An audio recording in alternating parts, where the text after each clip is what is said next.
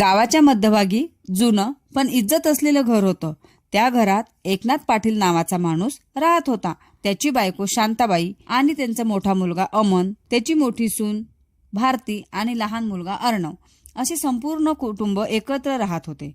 पण काळ बदलला तसं नात्यांचं वजन बदलायला लागलं. घरात आता पूर्वीसारखे हसे नव्हते. फक्त जबाबदाऱ्या, कर्ज आणि चिंतेचे ढग घरावर फिरत होते. एकनाथने आयुष्यभर लोकांसाठी काम केलं, घर बांधलं, मुलांना शिकवलं. पण वय वाढलं, पाय जड झाले, आरोग्य ढासळू लागलं. तरी अहंकाराने तो म्हणायचा, मी अजून मजबूत आहे, मला कुणाची गरज नाही. शरीर हळूहळू मानायला लागलं. दुसरीकडे मोठा मुलगा अमन शहरातल्या नोकरीत अडकला. त्याचा वेळ मोबाईल आणि कामात गेला. सून भारती घर चालवत होती, पण तिच्या डोक्यावर घर खर्च, सासूसासऱ्यांची सेवा होती, मुलांचं शिक्षण सगळं चालू होतं. त्यामुळे बोलण्यात थोडा तिखटपणा यायचा. कधी कधी शांताबाई सगळं शांतपणे बघत बसायच्या, कारण तिलाही माहिती होतं की आयुष्य इतकं सोपं नसतं. पण तिने कधी तक्रार केली नाही. एकनाथ प्रत्येक छोट्या छोट्या गोष्टीत मोठेपणा दाखवायचा. त्याचं मन अजून जुना काळ मानायचं. तो अजून जुन्या काळातच होता, जेव्हा बाप म्हणजे देव. पण आता काळ बदलला होता. मुलं वाईट नव्हती, पण त्यांच्यावरही ताण होता. घरात ताण वाढत गेला, संवाद कमी होत गेला. एक दिवस डॉक्टरांनी सांगितलं, एकनाथला मोठी शस्त्रक्रिया करावी लागेल, नाहीतर पुढचं आयुष्य कठीण आहे. घरावर संकट कोसळलं. पैशांची मोठी गरज होती आणि सगळ्यांनी डोकं धरून बसलं. आता खरी कसोटी सुरू झाली. इथे कोणाचं प्रेम खोटं आणि कोणाचं खरं हे दिसणार होतं. मोठा मुलगा म्हणाला, बाबा थांबा, थोडं मी बघतो. पण लोन आणि EMIच्या जाळ्यात तो अडकला होता. लहान मुलगा अर्णव नोकरीच्या शोधात होता. त्याच्याकडे काही नव्हतं. सून भारती मनाने वाईट नव्हती, पण तिलाही भीती होती. इतका मोठा खर्च कसा पेलायचा? शांताबाई त्या रात्री खूप रडली. मग तिने एक निर्णय घेतला. तिने तिचे सगळे सोने शांतपणे काढले आणि मुलासमोर ठेवले. ती म्हणाली, बाप माझ्यावर आयुष्यभर उभा राहिला, आता माझी पाळी आहे. घरात थोडी शांतता पसरली. पण एकनाथने सोनं नाकारलं. तो म्हणाला, मला तुमच्यावर भार व्हायचं नाही.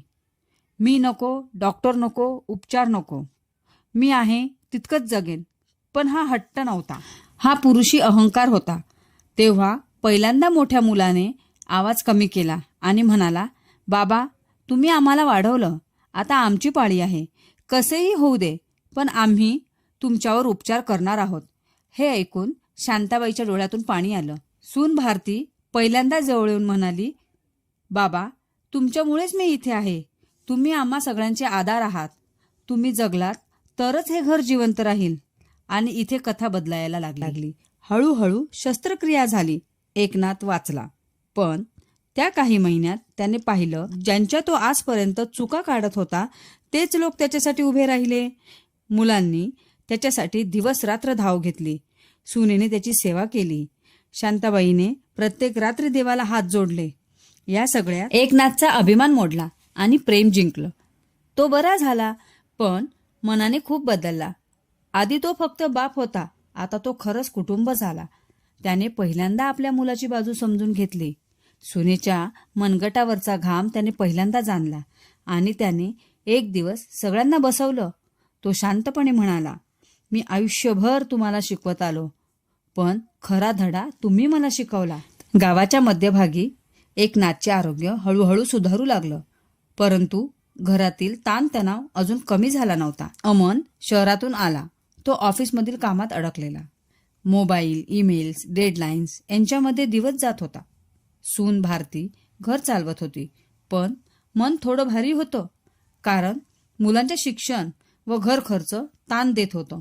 लहान अर्णवचा नोकरी मिळवण्यासाठी शहरात शोध सुरू होता. त्याला कुठेही स्थिरता नव्हती. त्याच्या आयुष्यात गोंधळ सुरू झाला होता. शांताबाईने घरातील शांतता राखण्यासाठी प्रयत्न चालू ठेवला.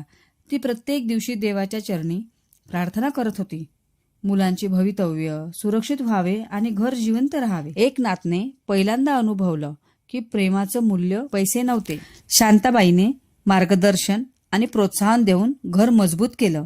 सगळ्यांनी एकत्र येऊन आयुष्याचा आनंद अनुभवला आणि घर जिंकलं. अशाच कथा जर आपल्याला ऐकायच्या असेल तर आपल्या चॅनलला लाईक करा, सबस्क्राईब करा आणि हो, बेल आयकॉनला क्लिक करायला विसरू नका. थँक्यू.